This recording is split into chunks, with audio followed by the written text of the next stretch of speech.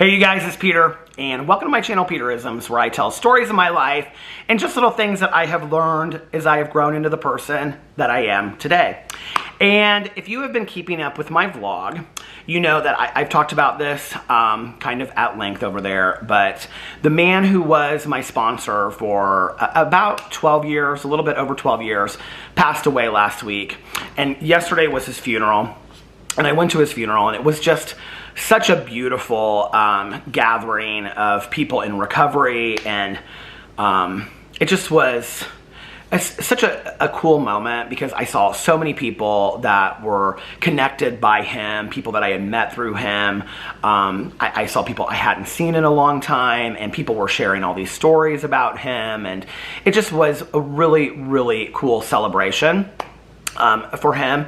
And so anyway, while I was there, there were several speakers, and one of the people that spoke was this man that he had sponsored for much of his life. Now, if you don't know what a sponsor is, a sponsor in a 12-step program is somebody that walks you through the 12 steps and is also kind of like a guide or a mentor. Helps you out sometimes with life things, but not necessarily. He did for me. He was somebody that walked me through like the death of my mother and things like that. And so he has been he was instrumental to me in my life.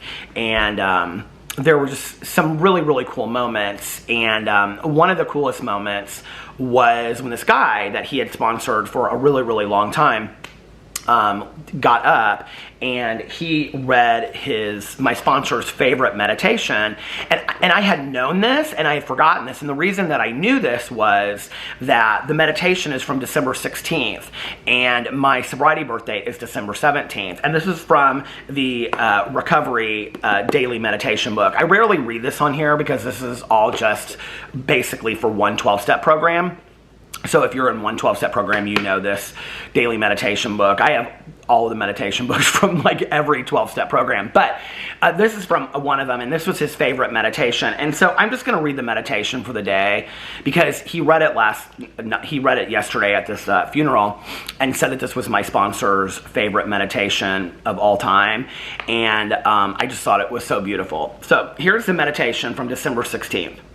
Life is not a search for happiness. Happiness is a byproduct of living the right kind of life, of doing the right thing. Do not search for happiness, search for right living, and happiness will be your reward.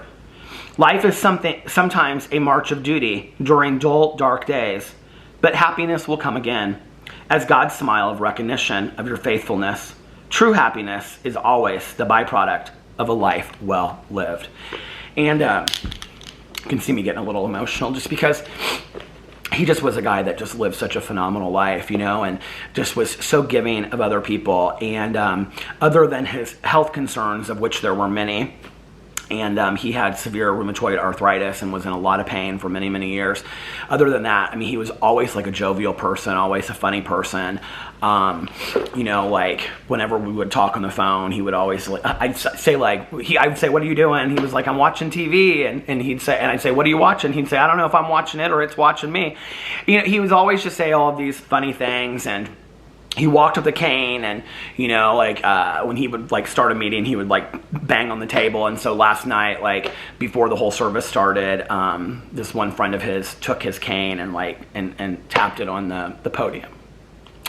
So anyway, I just wanted to share that with you guys because I think it's such a great meditation too, that, you know, like I think so much in life we look for like, what's going to make me happy? You know, will this bag make me happy? Will this trip make me happy? If I have a boyfriend or a girlfriend, will that make me happy? You know, if I have the white picket fence house or, you know, 4 kids, will that make me happy? And in all reality, happiness is really, you know, about living a right life, about living a good life. And that's, like it says in here, the byproduct of that, you know, that happiness is really the byproduct of getting up every day and doing the best that you can do, and, you know, whatever.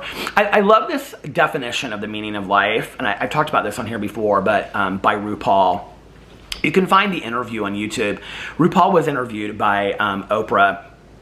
This was probably 5 or 10 years ago, I don't know. But in the interview, Oprah asks RuPaul what the meaning of life is. And RuPaul says that the meaning of life is to get to the point where you're not hurting anybody and that you're only putting kindness and creativity and goodness out there in the world, right? And then your job is to live the best life you possibly can and then have that be representative to other people, so that basically you're representing what a good, kind life looks like, that you're living this life of your dreams and that you're putting out kindness and goodness and you're being, you know, a good person to other people, but you're also like enjoying all of the juice and the fruit of the world, right? And that's truly the meaning of life, is to enjoy your life as much as you possibly can, not while hurting other people, not while being destructive to your own life or to others, but to live a right life and to live the best life possible. And I thought, God, that's so true, you know? And we want to overcomplicate it. We want to make it like, oh, I have to do this or I have to do that. And in reality, it's really pretty simple, you know? And somebody else last night that shared at the service said that they picked up this book, not this book, but they picked up this book that he had in his apartment and just like went from the backwards forwards, and then just like the page that it stuck on, wherever they went to, they were going to read, and that was going to be what was, I've done that on this channel before, you know, the sentiment for his life. And when they went to it, it said, keep it simple. This is so strange that I just said this, because this rarely happens in this book. This was my mom's book, and she says this book was given to me by my son. But anyway, I went and I turned to it, and it's September 7th, and she has it asterisked and underlined. Should we read right here what it says? God is my refuge. Say it until the truth sinks into your very soul. Say it until you know it and are sure of it. Nothing can seriously upset you or make you afraid if God is truly your refuge. And then she says, I pray that I may go into each day to God as a refuge until fear goes and peace and serenity come. I pray that I may feel deeply secure in the haven of his spirit. I don't know if I've told this story on here before. I was going to read this other meditation by Melody Beatty, but I'll share this story. So, when my mom was in the hospital the last night when she passed away, I asked my friend of mine who knew my mom. They actually, when we, at the viewing and at the funeral, people thought that she was like her granddaughter or her niece because they look so much alike. And so I said to her, I said, will you say the Serenity Prayer out loud? We were like all standing around, right? And so she said out loud, and I said yes. And then I stopped her and I said, actually, will you say the third step prayer? And the third step prayer is about, you know, release me of the bondages of self. It's about surrender. And so my friend was holding my mom's hand, and she started saying the third step prayer. And as she said the third step prayer, like a tear from her eye like went down and like touched my mom's hand, and my mom flatlined in that moment. So later that day or that night, I came back over to my mom's house, this house, and underneath her bed, she had her Bible, she had her basic 12-step text, and then she had like 2 meditation books. And so I was kind of starting to try to get stuff ready for maybe it was the next day, I can't remember, but I was trying to get stuff ready for like the funeral or whatever. And her basic text was like underlined and dog-eared and all this kind of stuff. But there was only one thing in the whole book that was highlighted, and it was the third step prayer. And I think about that sometimes about, in those moments when we need to hear certain things and we need to hear the truth and, what is this search for happiness that we're looking for? And, and I think sometimes it's this release of from this bondage of self and selflessness and selfishness, of what do we need, what do we have to have, all this kind of stuff. I think so much of life we are driven to the next need, the next want, the next desire, right? When those truly aren't the things that really make us the happiest in the long run. It's spending time with people or laughing or listening to a song or whatever. Those are the moments, or just, watching your dog like sleep or something. Like those are the moments that make us the happiest, right?